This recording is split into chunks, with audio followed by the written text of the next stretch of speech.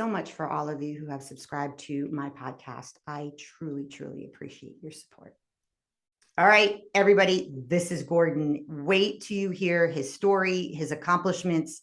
He's fearless. He has faced fear. He's, oh my God, I just want to just jump into questions with Gordon. So Gordon, thank you so much for being my guest on Confidential Conversations.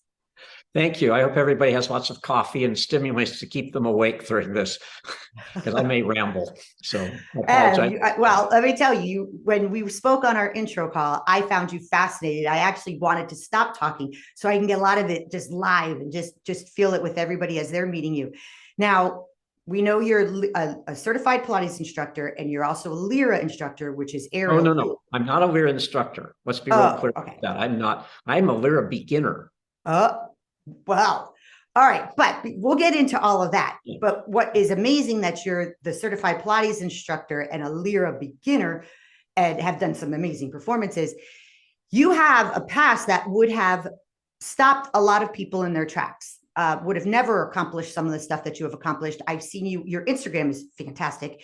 You skydive, you bungee jump, you were a competitive long distance runner. Like, you have some serious cred, but and you're doing this aerial hoop stuff, but what may have stopped most people didn't stop you. So why don't you give us your past? What brought you to where you are today? Well, sometimes they say, what's my future going to look like? And you think, look back at the past. And when you look at the past, you'll see the path you took, and it becomes obvious. It wasn't obvious when it evolved, but is in the back in hindsight, it is, it's clear. So I grew up in an upper middle class family with loving parents and given just about everything I could want. I was athletic, and then I got sick when I was 9. I had a severe case of strep throat and bordering on rheumatic fever. They didn't hospitalize me, but they told me that I would never be physically active. Wow. Yeah. That's a hard hit at that age. Yeah. Well, fortunately, that went over my head. But for 6 months, I sat and looked out my window, watching other kids playing basketball on our basketball court, not being allowed to go out and do it with me. And something in me snapped, obviously. And one of the things that, about Joe Pilates was very sick as a child. Oh, I didn't know that. Yeah. I can't remember all right off the top of my head right now all the things he had, but he was a mess. And he took upon himself to study the ancient Greeks, Eastern disciplines. He went to the zoo and watched animals move to see how bodies moved and formulated his theories about how bodies could move. And that was the genesis of his work. So I resonate with that a lot. And also, he didn't give up. So why do some people do things and other people don't do things? Well, honestly, when it's tough, it's hard to keep going. That's true. You get hurt and it's like, you want to give up. Well, you get hurt. It's like, well, okay, am I never going to do that again? If that's the case, I'm giving up. But if I'm going to do it again, well, then I'm going to struggle. I'm going to get up and see what I can do. I like that. As you know, I broke my neck on the Lyra hoop 2 years ago. But that was you had broken it earlier than that. No, I broke my neck 2 years ago. Okay. In December of 2020, and C1, C6, and C7 of my cervical spine. I had a big neck brace on, and it was basically pretty limited. I couldn't move. I couldn't do anything, and I was prohibited from, doing Pilates or Lyra by my neurologist. But Pilates instructors are trained to know how the body's supposed to work. You're not supposed to use your neck in Pilates. We use our necks way too much in real life.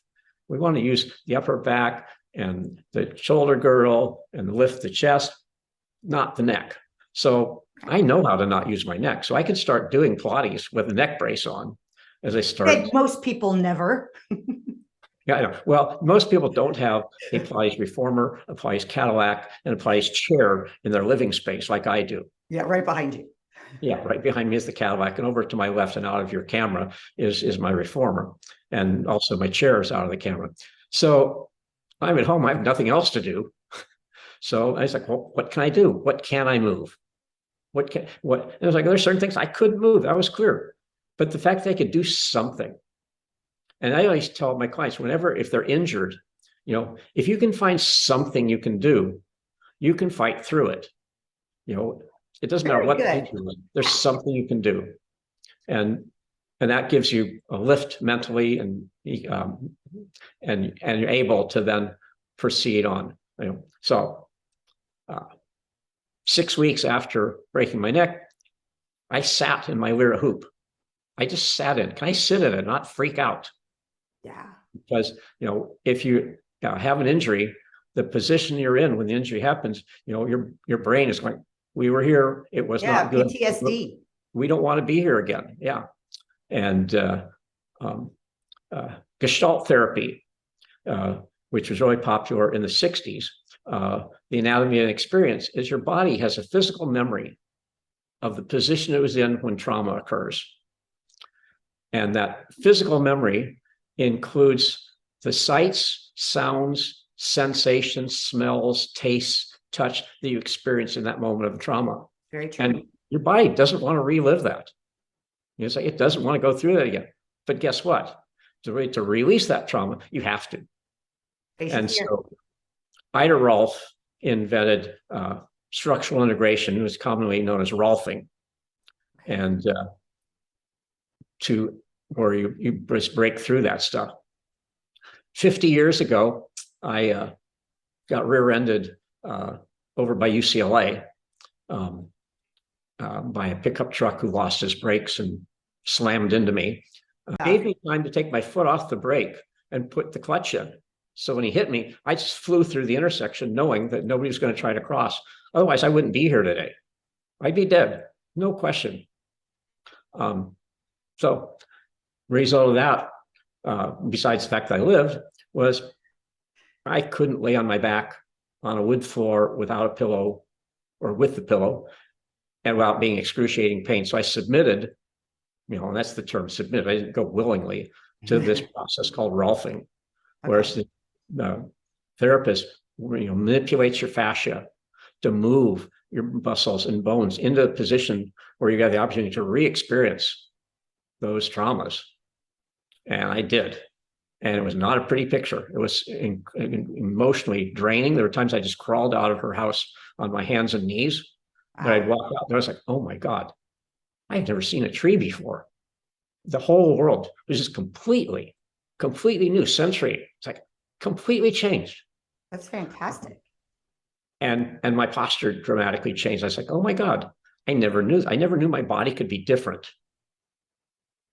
Yeah. That's things people, we live in our bodies. It's the only body we've ever had. So we just think that our bodies are normal, and they're just our bodies, and our bodies can change and develop. And so eventually I was drawn to Pilates. I tore my hamstring. I've been injured a lot. I was going to say, wow. Athletes get injured. That's just the I was name going to say, you are an incredible athlete. So yeah, that's not surprising. I was a competitive long distance runner for years. I competed in masters track and field. I ran the 3,000 meter steeplechase. How stupid is that? Jumping over 3-foot high barriers 5 times a lap. You're an animal. Yeah. So I realized that my body could be different. I wanted it. It's like, I want everything I can get out of this body. And so eventually I found Pilates, and I tore my hamstring, and I started physical therapy the same week that I started Pilates practice. And I was amazed that the physical therapist saw the same thing that my Pilates instructor was seeing. They didn't know each other. They didn't have any way of communicating each other, but they both saw the same thing. I'm like, there's something here. And what did they see? Well, my shoulders were rounded, my chest was dropped, my tailbone was tucked under, my head was way forward. Honestly, if I look at 10 people on the street, so I'll see 9 of them. And it's just the way we live. Okay. And I was stiff. So I started doing Pilates twice a week. And 2.5 months after starting doing Pilates, I was over in Hawaii and I ran a 4-mile race in Hawaii. About 95%. I didn't want to push my hamstring too much, but I won my age group. Congratulations. Not surprising. No, but that's pretty amazing after that short a time after being injured. And that really starts like, okay, now I know this stuff really works. I know this works. So, Okay. so eventually, one of the instructors in the studio I was taking told me that she's moving to California. And I was like, nah, crap. And the other instructor came up to me and says, like, well, have you thought of what you're going to do next? And I was like, oh no. She wants me to work with her. She's mean. She's mean. She grabs your stomach with her fists and cackles. Yeah, that's me. And I said, I just laughed like, well, I don't know what you mean. She's like, you thought about going into instructor training? Like, well, wouldn't I actually have to do this stuff? And she's like, no. It's like, you'll get better when you go through training. And we see you in the studio. We see you going and assisting other clients and giving them. You're a natural teacher. So you'd be awesome. And honestly, let's say you're 50. These 25-year-old instructors, do they have any idea what a 50-year-old body is going through? They've read about it, but they don't know. Not the same. You don't know what it feels like. They haven't experienced it. You have. You've lived it. And so that's how I got going. That's very inspirational. Yeah, and I get that. And for the longest time, people would tell me that I've inspired them. And it's kind of like, what? What? I don't get this. What are you talking about? 100%. I went to a Pilates conference in Brazil in 2018 after seeing some amazing people in Brazil doing things I'd never seen before on the equipment. How did you see them? How did you like? I saw them on Instagram. I saw them on Instagram. Instagram. Okay. Yeah. It's like, so, social media has this bad rap of like, of how awful it can be. It can be incredibly inspirational. That's true. And so I saw in particular a couple of women. There's this acrobatic stuff on the Cadillac that I'd never seen anybody in the United States do, and it certainly wasn't part of my training. And so I inquired about this conference that was down there, and I says, well, I don't speak Portuguese. What, is that a problem? It's in Brazil. And the host of the conference says, oh no, that won't be a problem. There'll be English translation available for you. Okay. I contacted one of the people I'd seen who was doing these incredible things from Rio. And I said, well, I'm thinking about coming to this conference. And so, oh, you should come. You should definitely come. It'll be a great conference. Well, great. If I come to this conference, can I do some sessions with you, get some sessions from you after the conference? Oh, it would be my honor to host you. My honor. People in Brazil are incredibly nice and kind, much nicer than in the United States. I think everybody in the world is nicer than the Americans. Got a point there. I noticed the flag you have behind you. Yeah. So I went to this conference and it was amazing. I was treated like a rock star. I love that. Everybody wanted to take my picture. I had like 300 Instagram followers at the time. 3 days after the conference over, I had like 800. That's so cool. Now I'm just going to have to ask you, they're doing all this aerial stuff. They're doing amazing stuff in Pilates or whatever they're instructing for this conference. And then you come from the United States and you're treated like a rock star. So tell us why. Well, first of all, I'm a guy. I'm an old guy. So, okay. So old guys doing Pilates, is not the norm. In fact, when I first started doing Pilates, I hardly ever saw a guy in a Pilates studio. Now it's really common. It's much more common. But then it was unusual. Okay. And and I was having fun. When I do Pilates, it's hard work, but I enjoy it. I love it. It's so much fun. Yes, your videos and Gordon talks about his social media. I will absolutely, below us in the show notes, will be linked up to his social media. any way that, he has to contact him, you have to check out his Instagram page, his videos. There's not a doubt in my mind. Once you look at it, you are having the time of your life when you are instructing or in the Lyra. I mean, not to interrupt you, Gordon, but yeah, you're having a blast. So, I mean, one instructor in the conference, she was from Los Angeles, was so these conferences, instructors demonstrate exercise and they have people do it. It's a very advanced exercise. And she did it. And I was like, so are you going to do this? There was an extra piece that she could have done. And she was like, what are you talking about? It's like, well, I jump on the reformer and show her, because there's more to it than she was giving. And it's like, oh my God, this is awesome. I'm showing off. I'm having fun. Have a blast. So after the conference, I, spent a few days, just relaxing and hanging out. And I went to see two instructor friends who had made an acquaintance over Instagram beforehand and practiced with them and got sessions from them. And I said, well, what do you want to charge me for this? It's like, charge? No, you're not charging me. This is a privilege to host you. So wonderful. It's so wonderful. And, they just took total care of me. So I've been back 2 more times and pretty much the same reaction. I said, just rock star treatment. Everybody wants to take my picture. Everybody wants to pose with me. Everybody's not talking. I got interviewed at the last conference. It was on classical Pilates in Rio. And how can you not love this? Living the life. I love it, Gordon. What just a positive, inspirational message. Just, you're right. You never know where life's going to take you. You probably never thought somehow you would be interviewed and signing autographs and taking photos with people in Rio. No. And that's where life brought you. Yeah. So on my first visit to Brazil, I worked with these 2 instructors, and one of them, brought out this, 3-foot diameter hoop, steel hoop, about 1 inch in diameter, that hangs from the ceiling. It's called a Lyra. So it's also called the aerial hoop. And she proceeded to put me in it and have me do some basic things on it. I was like, oh my God, this is so much fun. This is so cool. And so I was like, okay, I have to do this when I get home.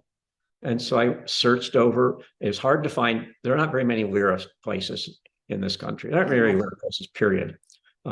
You find them in this country, you find them in pole dance studios. In Brazil, a lot of Pilates studios have them, as well. So that's how I got started with that. And then I was like, well, this is fun. This is also really hard.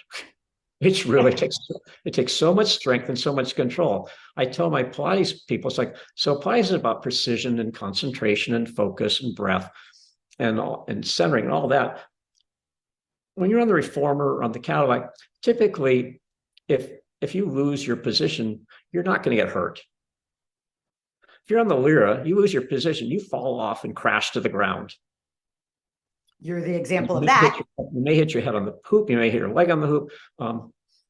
You may land on your head on the ground. It's dangerous. It just is. It's not recommended that you do Lyra by yourself. I do. Yeah.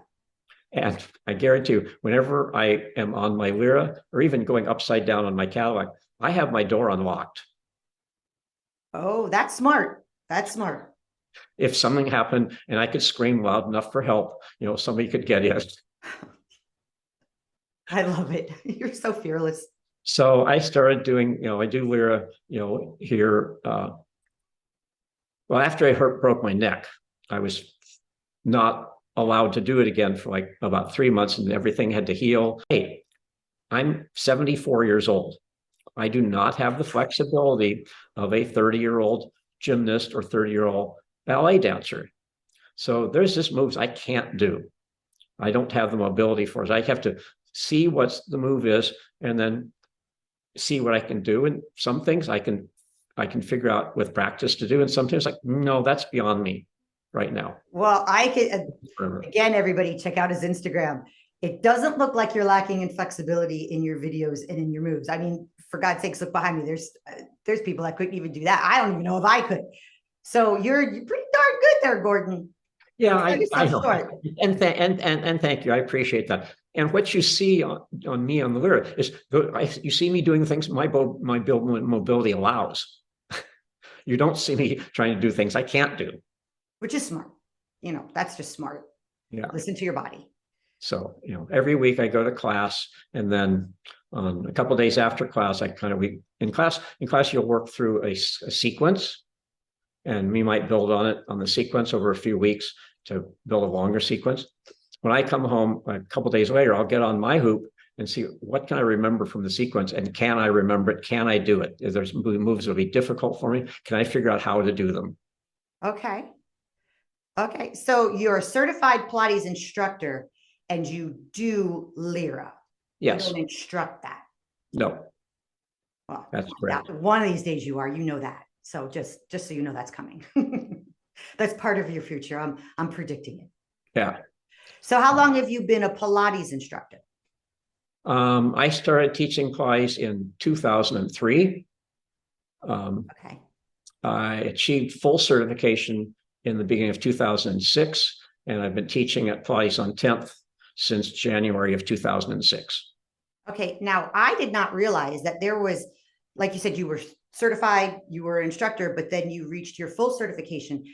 And a lot of, if you're going to be a trainer or in different things, once you reach your certification, you're certified. So explain the difference between being certified and having a full certification in Pilates, because people, when they're going to studios, there's a difference, and it's worth noting.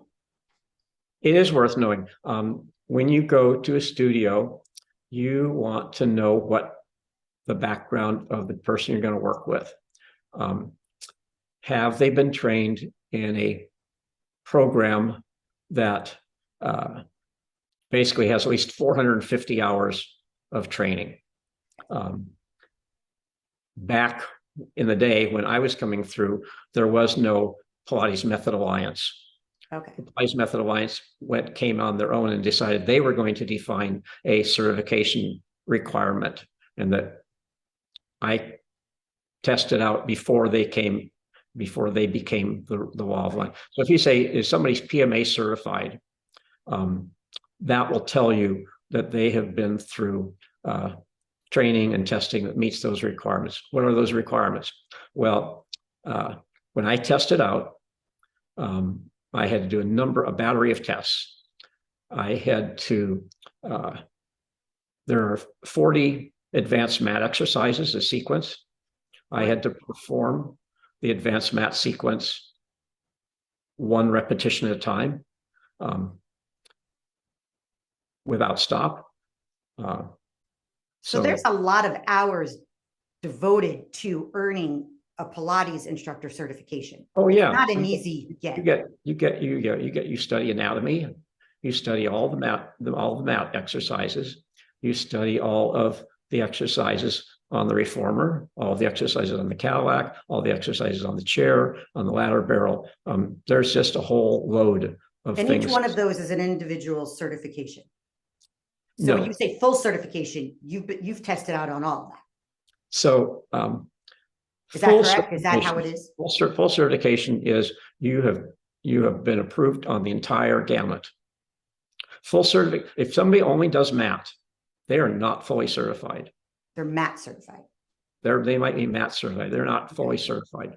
They are not qualified to teach on the Cadillac and the reformer. Okay. How many hours? How long does it take to get a full certification? Because that's a lot of equipment. It depends on how fast you pick it up. I had real quick question. So just because if anybody's listening and thinking, oh my God, this man or this whole idea is a great inspiration, I want to get certified. Is this something, do you go to a Pilates studio and say, hey, I'd like to get certified at your studio? Or are there certification programs that you have to sign up for? There are certification programs that are run by Pilates studios. Okay. So, a Pilates studio will announce that they're, conducting teacher training. Okay. And it can take a couple of years. One cycle you'd go through everything. and it would take about 4 months, and then typically you'd repeat it, and you keep repeating it until the instructor thinks you're ready to test out. Okay. In my case, because I had a background of practice teaching, because that's part of the certification process, 120 hours of practice teaching. Okay. I had enough background. She's like, well, you'll probably be ready to test out after 1 cycle. So 4 months of that program, I tested out, and it's like a written test, including anatomy, Pilates theory, untimed written tests that I know people who spent literally a month working on it before they finished it. Then a test where, as I said, you perform the entire advanced mat sequence, 1 repetition at a time. Mm-hmm. Another test was perform any exercise on the Cadillac or Reformer as requested by the instructor. It was like another test was hard. It's like a pop quiz. Oh, yeah, it's a really hard pop quiz.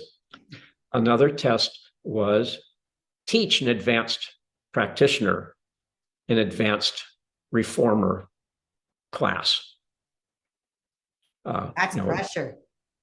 Yeah, and you pick somebody who's very good, who's advanced enough to do it, and in turn you let them be be their guinea pig. So you team up with somebody. Okay. Then there was another test was teach a new start. Give a 1-hour lesson to a person who is their first Pilates lesson.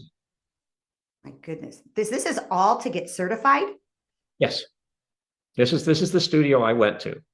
I have to say, I have all brand new respect for Pilates instructors, because that's intense.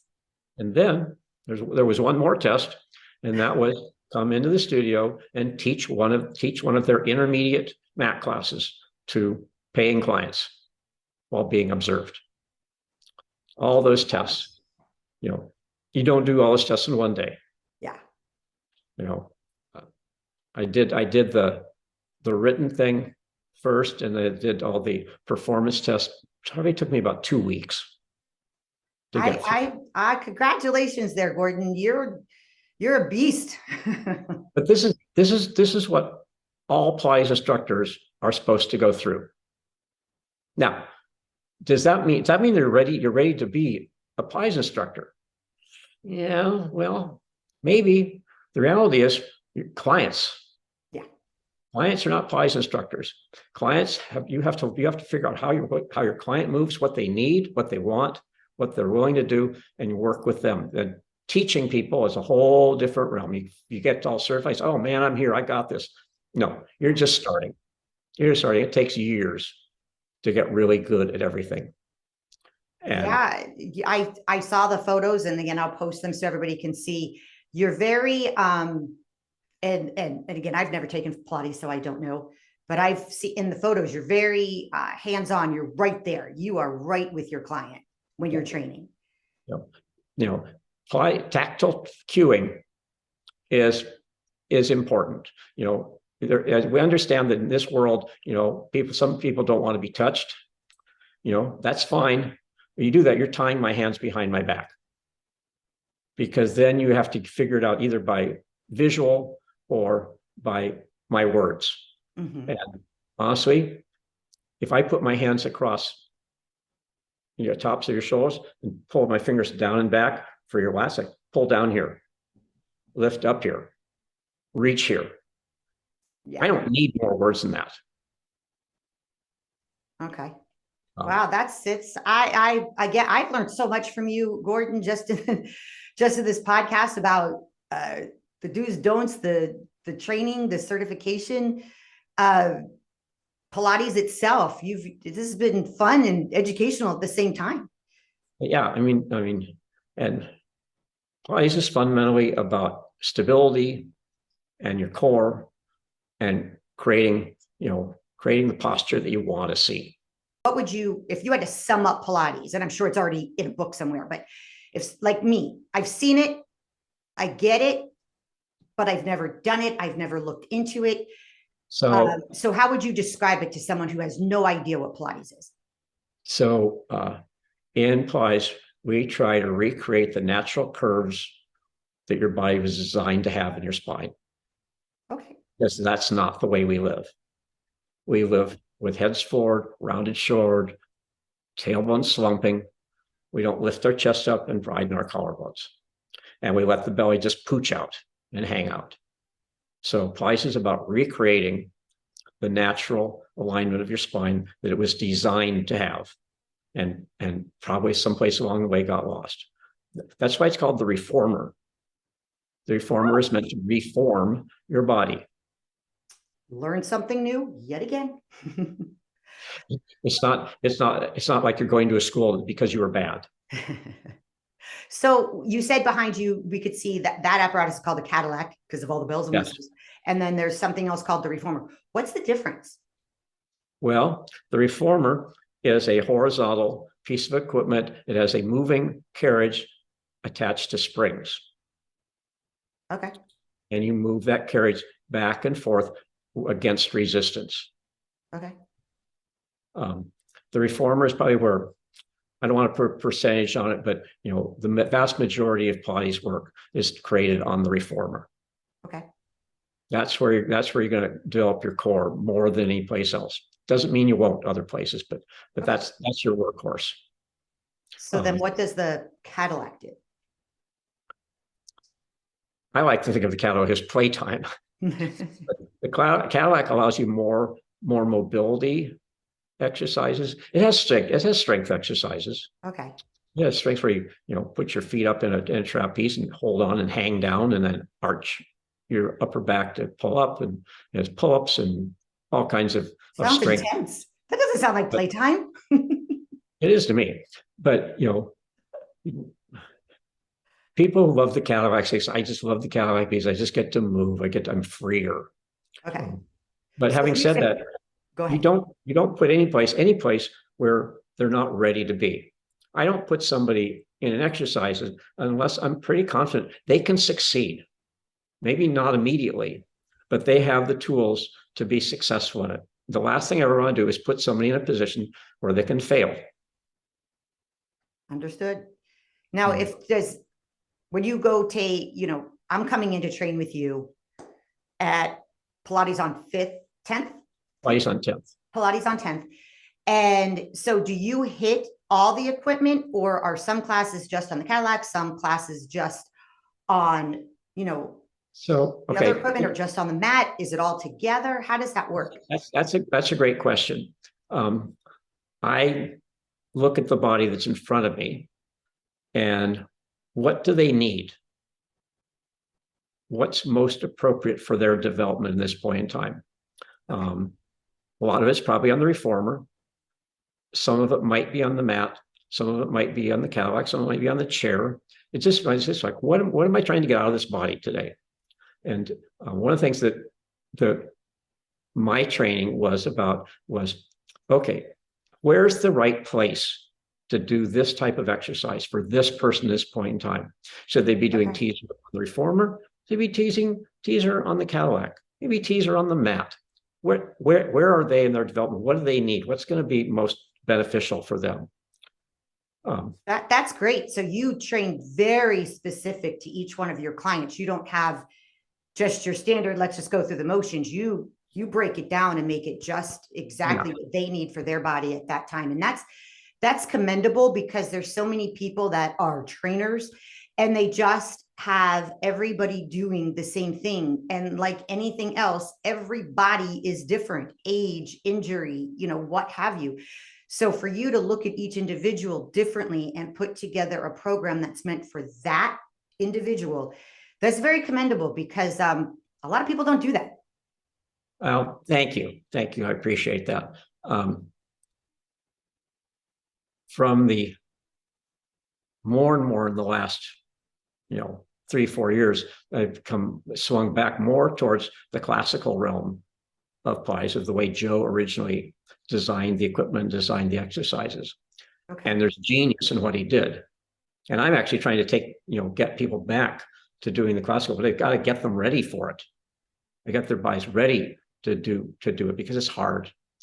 So in the classical sequence, you'll do certain sequences over and over again because the body needs to learn movement on a cellular level. Okay. And if it does it different every time, that might be fun for the instructor, but the client's not going to learn. The client needs to do, the 100 over and over again to understand it, to get it in their body.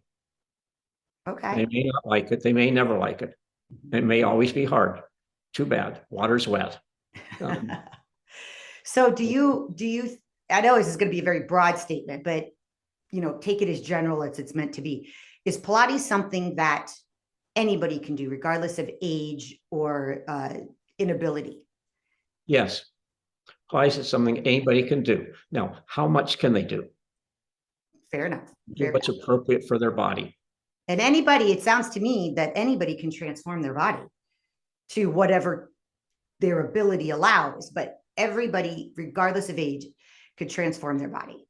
It takes a really good instructor to work with what we call special cases, very elderly people with physical, limitations limitations. That's a better word. I was going to say abnormalities, but limitations is better. If you look at the Pilates on 10th Instagram page from yesterday, it's probably still up there. You'll see I'm celebrating this woman named Joanne. She's in her 80s, and she's been coming to the studio for 18 years. She's one of the original clients of the studio. And she's a wonderful person. She has limitations. She's an infectious personality. It's like she's so funny.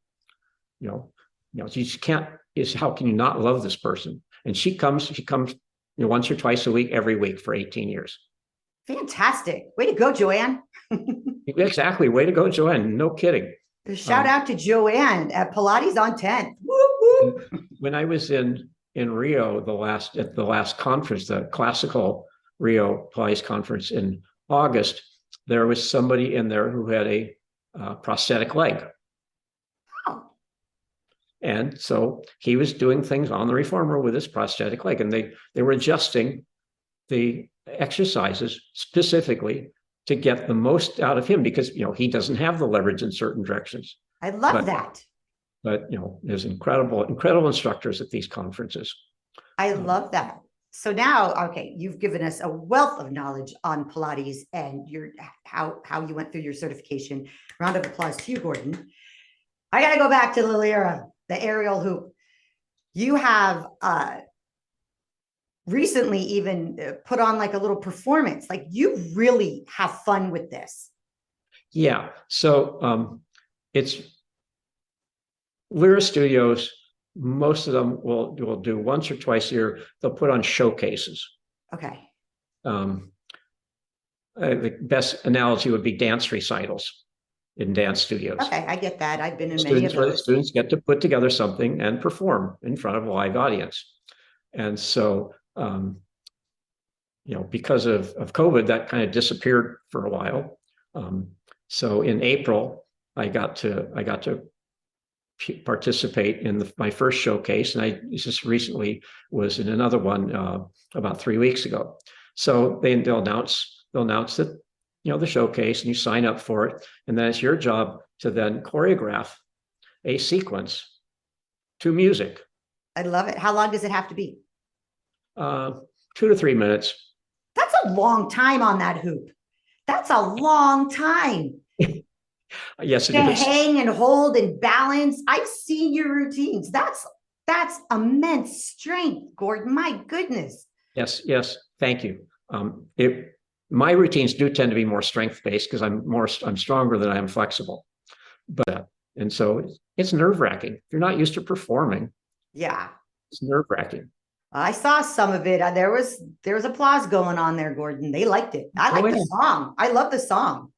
I got a spill on you. I was a struggling actor in Los Angeles. Really? I was in an improvisation company for a number of years, and we improvised live. We didn't set materials. Everything was live. and you think that anything else is scary. You go out in front of an audience not knowing what you're going to do, and step out on stage and start doing something, and have the faith that the people who are in your company are going to step out and support you and not let you die on stage. This is all starting to come together now. Okay. Live improv, Pilates instructor, Lyra hoop, Brazil icon. Okay, I'm getting all of this now, Gordon. Yeah, and this girl I knew, Susie Cropsey, says, like, you should come take this acting class I'm taking. It's so much fun. We improvise and make all this stuff up. There's one guy who's really funny. So that was Robin Williams. That's so flippin' cool. Robin Williams was a freshman in college at Claremont Men's College at the time. I was just a senior at Harvey Mudd, and we formed an improv group, teaching the principles, like everyone is a supporting actor. You support whatever's on stage. You support the piece. You don't ever deny anything. Okay. That's how you succeed in life, is by agreeing. Trust, cooperation, support. I couldn't even imagine being in an improv group with Robin Williams. That had to have been amazing experience. Well, how do I develop my Pilates clients? They can do this. What can I get out of now? How can I make them grow?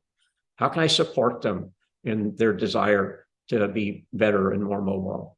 I love that. And that's a great segue to, what is your next? What is my next? Yeah. Well, besides for being a certified Lyra instructor, which I know that's going to happen, but anyway. I'm just doing what I'm doing. Okay. I'm doing what I do. And you can see it, and everybody, I'll say it again, look below us in the show notes. Gordon's Instagram, his contact information, if you just want to follow him, if you want to take privates with him. And this is one question I want to ask, Gordon. If someone wants to take a lesson from you in Pilates, do you do it virtually? Do they have to come to the studio? I prefer not to do virtually, just because it's not very effective. Okay. It's better than nothing. But I teach through Pilates on 10th. Okay. If people want to work with me, they need to go through the studio. And next summer, I'll head back to Brazil again for the Classical Rio Pilates Conference, and see those people again. In February, I'll probably go to Monterey for Pilates on Tour conference to be a part of, not to teach at, but to be a participant in. Okay. Down in Monterey in early February. That just got announced a few days ago. Okay. You got a lot of fun. You got traveling in your future. Well, the last conference I went to, besides, the kindness of Aline and Pamela, so it was a conference, there was no English speaking in the conference. It was all Portuguese. Okay. And somebody who I'd met on Instagram, but never actually in person, said, I'll translate for you. That's awesome. She sat with me for 3 days and translated probably 21 hours. She would go to the instructor before the session started and explain that I didn't speak any Portuguese, and she was going to be translating for him, and she was going to be talking through the entire session. So she wasn't being rude. And then she would literally translate every single word to me the entire time. I could not have gone without that. That's wonderful. Would you like to give her a shout out? And after I got home, she says, well, there's this conference in June you could come to in Sao Paulo, but I think you're going to come back to Classical Rio in September because that's closer to Lini's birthday. And I'll be there and I'll translate for you again. I love that. One of her friends explained to me that people in Brazil are much more indirect. Then you show up for class, think, good morning, it's nice to see you, you're looking great, always good to see you. Your class is at 10 a.m. in room C. Okay. In the United States, good morning, your class is in room C. I see the difference. That's the difference between Americans and Brazilians. Yeah. Brazilians are incredibly polite and kind and friendly. And so that rock star treatment, honestly, it's just in their character, really. Well, it makes me happy to hear for you, for them, that there's just genuine kindness and open hearts out there. Yeah. Yeah. I am so fortunate that I'm treated so well by my owner in my studio, Kim, and manager in studio, Lauren. They're wonderful to me. And they're like, we want you to do what you need to do. Don't break your neck. Don't come in when you're exhausted. Yeah, don't break your neck, period. Not again, Gordon. They're incredibly supportive of me and me being happy. Well, I have to say, Gordon, this has been fun, educational. I have learned personally a whole heck of a lot. You're inspiring me to get off my butt and do something. I think you're an amazing man, an incredible athlete, an inspiration to so many. I cannot wait to see how many people start following you on Instagram, because your videos are tremendous. If you're performing or doing anything, I'd love to have you back. If you decide that you're going to start teaching, and you want to talk about it, come back on. I think you're really, really you're a lot of fun, Gordon, and it's a pleasure to meet you. Thank you. That's so nice to hear. And I am very, very thankful for you to take time out of your crazy schedule, because I know you're going to go flip around, to be a guest on Confidential Conversations. So thank you very much, Gordon. Thank you.